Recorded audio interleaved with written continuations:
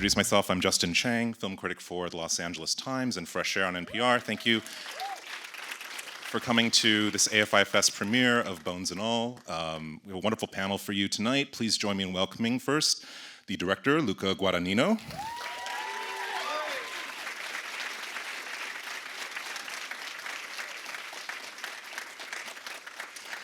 The actors, Taylor Russell,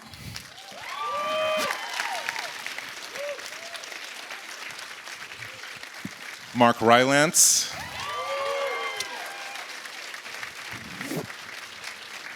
Michael Stuhlbarg, woo! The screenwriter and producer, David Kojanek,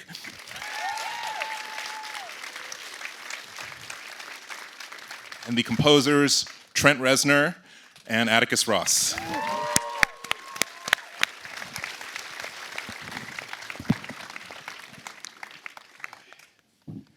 Thank you all for being here. Luca, I'll start with you and with David, actually, because this is your latest collaboration after a bigger splash in Suspiria. And tell us how this one came about. Well, I was sent this book with a little note that said, "I think this is for you," and I always appreciate that. I didn't know what it was yet, and so I read this exceptional novel, an exceptionally strange and humane novel about this young woman finding herself in the midst of these very real and complicated problems. But it was such an interesting intersection between identity and society and the limits we place on ourselves, sort of in conversation with the limits other people try to impose. And I just thought of Luca a lot when I was reading it, and sent him the book, and it wasn't the right moment to have that conversation. He was busy on 3,000 other things. So I wrote the script, and then came back to him with a script, and then we could start a conversation. Yeah. And Luca, deciding to say yes to this. Well, I mean, I was very much hit by the beauty of the script itself as a literary thing. And then when I started to enter into the world of this beautiful script, I started to become more and more affected by these characters, by their loneliness, by their sense of displacement and feeling like off the center of things. And so I started to know that I wanted to see these people. And I actually started to become jealous of the idea that someone else could make these people come together. And so I called him and I said, yeah, why not? Why not? I think that since seeing the way you shot this magnificent plate of shrimp in I Am Love, that food has been and probably even before that, food has been such a thing in your movies. Did making a film about hunger, about cannibalism, even though the movie's about other things, seem to arise naturally from that? I think I don't know, like after, in retrospective, not in the moment of making it, I think like what was interesting to us was to understand the impulse that was untamable within these characters, and at the same time, this destruction, how this destructive act impact the legacy of someone. I was interested in that, and I was interested in the fact that these characters kind of enter in worlds where they have to act this violence driven by an impulse that they cannot control, but at the same time they actually think of the people that they have to take their life away, and how that moment is or is not impactful to what is left of someone's trajectory in life, to the degree that the ultimate one being Marilyn Lee's trajectory. And yeah, Taylor and Mark, these characters, just what was your just immediate reaction to them? I mean, there is such terror and but also great loneliness to both Marin and to Sully, and those scenes that you have together in particular are they're so charged with that sense of loneliness, and yet there's also this incredibly physically demanding nature to the work too. Just can you talk about just being confronted with these characters and what challenged you about playing them? Whoever wants to go first.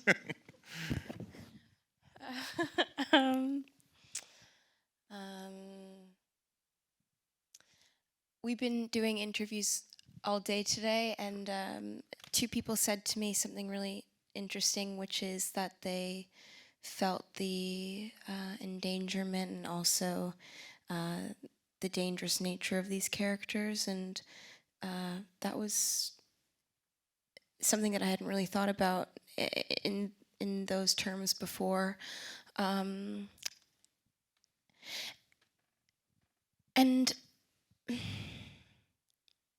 I think, dealing with youth in this way and the brutality of youth and just coming of age in a world that feels harsh and severe in so many aspects is you're always kind of faced with that, your image within the structure of society, and really being able to exercise out, these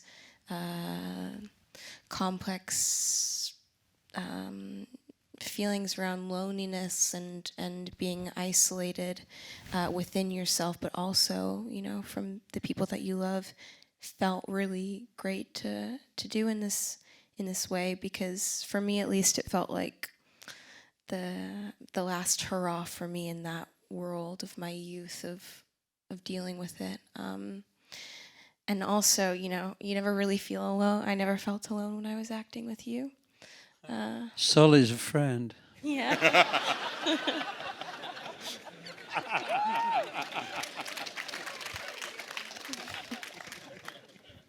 Exactly.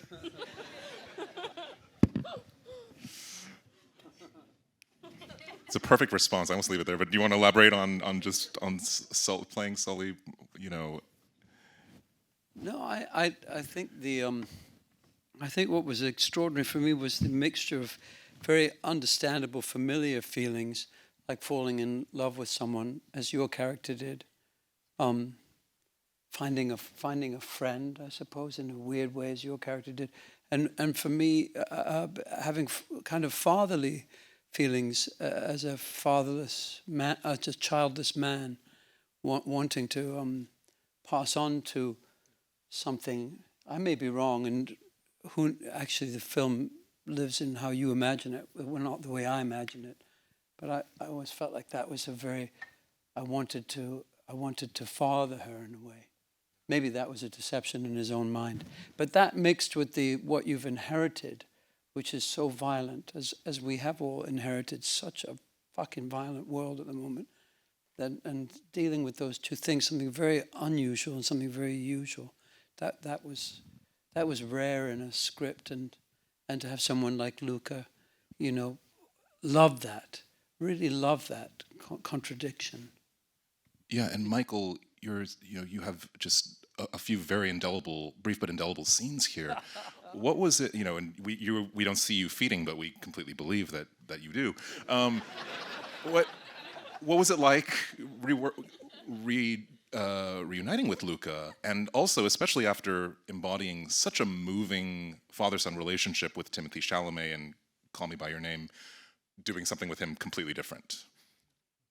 I missed the first part. Forgive me. What was Sorry. Yes. No. Just what was it like? Just reuniting with Luca it's and with Timothy as well. Everything that you'd want it to be. It was just any time that I can spend with them is a delight, and I miss them all the time. And the experiences we had together were unique and singular in my life and extraordinary. And anything that he wants me to do, I'm there. It was just an opportunity. Here, you okay? Go. Put this on. Go do that, sure. It was thrilling, and I'm so grateful to have been a part of it. And a wonderful challenge and great fun. So, Trenton Atticus, I'll come down to you. Watching the movie for the second time recently, I was struck by just your music. There's such a lushness and a romanticism to so much of it, in addition to the more ominous aspects of the score. Can you just talk about what guidance did Luca give you, and how much of it is just being inspired by the film itself? Well, we wanted to work with Luca. We were intrigued, and when this project came along and there was interest on that end, we were very excited about it. We read the script, and we had a great meeting with Luca where we immediately felt at ease and being welcomed into a very supportive, collaborative, respectful situation. You know, and what that first meeting provided was Luca able to very articulately express this is first and foremost, it's a love story. It's a tragic love story that is about, that's the focus of this. And in addition to some key words and phrases explaining the approach, and I want this to be, I'm filming it in an understated way. I want the music to be a character, like the landscape. I want it to not overpower the film. And he said, and maybe not, but maybe an acoustic guitar provides the anchor and could be have a simple melodic component that reveals itself over the film as a backbone to their love and relationship. And that's before cameras were picked up, and it started us on our process of approaching this as a love story. And several months later, after we'd sent a number of these off to Luca and he was filming, in a very short time after, it seemed like, after filming ended, we got a cut. It was 4.5 hours long, if I remember right. No music. And we sat spellbound watching that. And it's one of those moments, we've talked about this quite a bit, where we feel new to the process of filmmaking. You know, and when we select projects, we think, who would be someone we'd love to get into an intense relationship with, you know, over a 6 to 18-month period, and see what we could learn in this collaborative role that we have to be in this job. And to see the characters come to life with such skill. You know, we had the privilege of working with Taylor on Waves and seeing her face fill that movie for half, and have the role of trying to come up with something that could do it justice. But to see these characters come to life with such skill and humanity and frailty, and it really was a crazy experience for us. You know, it really was one of those things we'll always remember how wow. You know, the genius of Luca, the choice of shots, the art direction. I grew up in that area, during that era, you know, and I've been in those rooms with the same shit on the tables, you know. It just really, it really struck us in a way. So the process of working on this has really been one of those great experiences, you know, and I'll shut up in a second.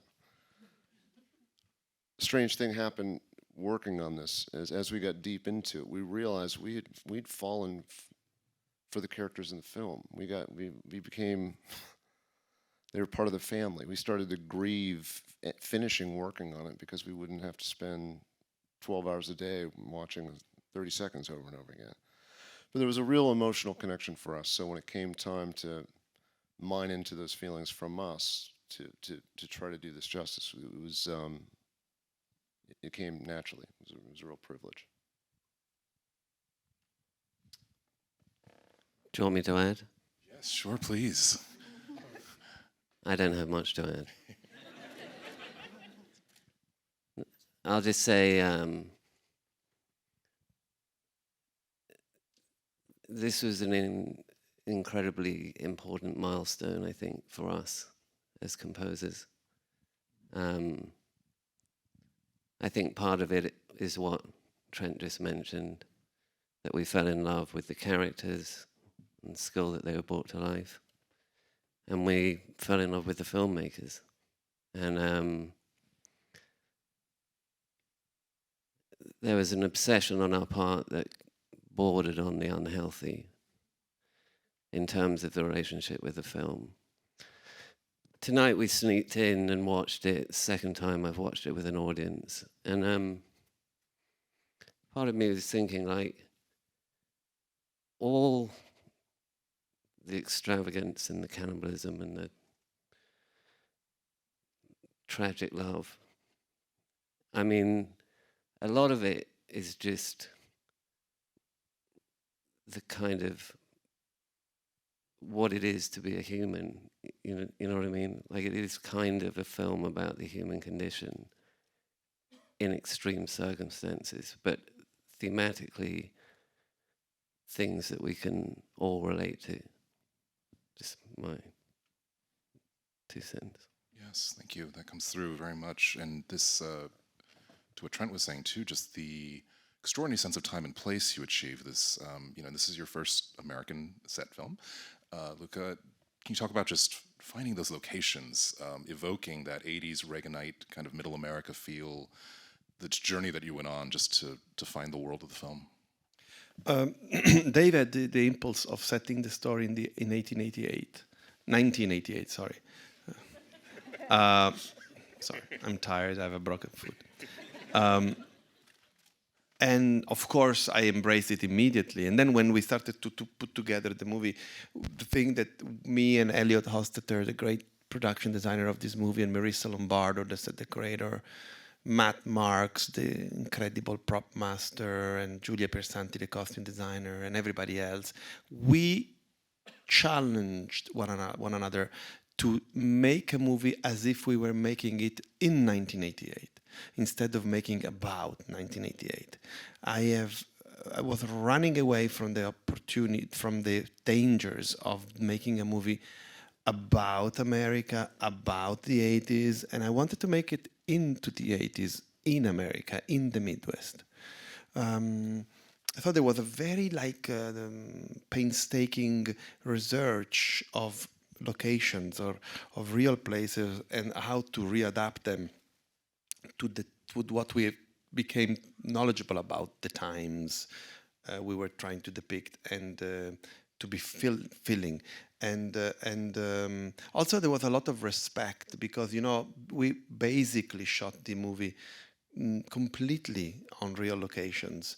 We had to rebuild one location that we already shot in reality only for practical reasons, but this movie has been set and shot in the real places. So when you come into places like that, when you live for a while in walls that are lived and that carries the burden of lives, I think you have to really make sure that you listen to what is coming from the place and give it back.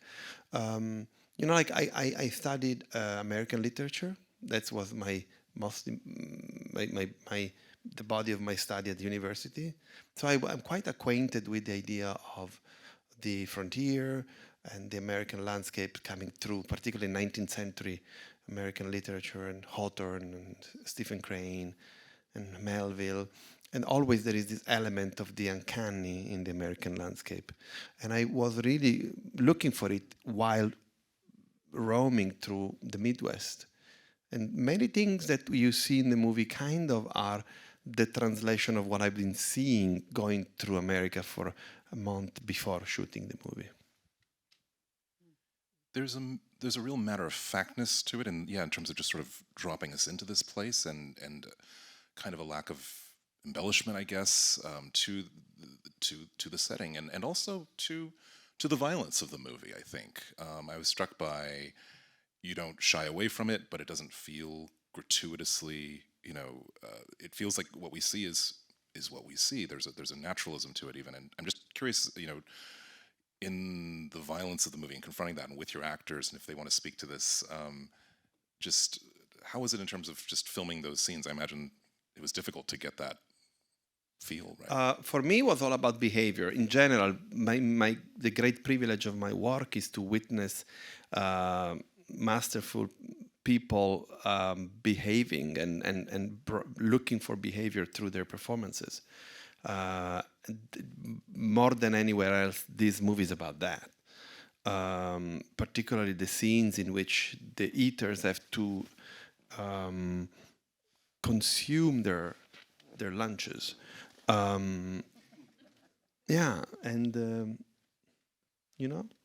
They were like fierce. They weren't. I mean, we weren't really having fun with the rubber, but at the same time, there was some kind of unassuming quality to the way in which we shot the scenes. I think it was, again, great to observe these characters instead of looking for a shock value, I guess. Taylor, Mark, do you want to speak? Would you agree with that? Well, it was a very animal thing, wasn't it? It was a very animal thing to eat another human being and then have her turn to me and say how much she enjoyed Wolf Hall. The lady was amazing. Right? Yeah, she was a nudist. She knew all the best beaches in the world for nudism. She and her husband. So she was very happy to lie there naked. She was not unhappy about it. She only wanted to be called Mrs. Harmon as the character. She didn't want to be called with her own name during the shoot. Yeah. But it did when I looked up and you wanted to come and eat something as well, it did remind me of when I had 2 Jack Russells. And one of them would check as the older girl would come to eat as well. And just the way that he looks at her, she would eat, and then he would start to eat again. And that's what came to my mind in that moment. But must be said that apart from what you see of this, it's as strong as what the evocation of it through the words of Jake by the fire and Lee, as you've seen in the movie, confessing what is haunting him to Maren on beautiful Nebraska. So it's about, again, behavior. Yes. It's a... Yep. I love, of course, the scene where Michael reveals that his friend is not genetically afflicted with this cannibalism, and your horror at that. That's a wonderful, powerful scene, isn't it? That policeman is just there for the ride, so to speak. Yeah. And you're his friend, Michael. And I believed it. I believed you were a friend. How did you do that? Behavior. It's all in the behavior. It's just observing other people. It's in. I think Michael wrote. Can I say it? What? Michael sent me and Dave something like 100 questions. Probably more than 100, in preparation of the character, which were all incredibly inspiring questions. Well, that preparation certainly paid off, and congratulations to all of you on extraordinary film, and thank you for being here, and thank you for being here too. Thank you so much. Thank Thank you, AFI.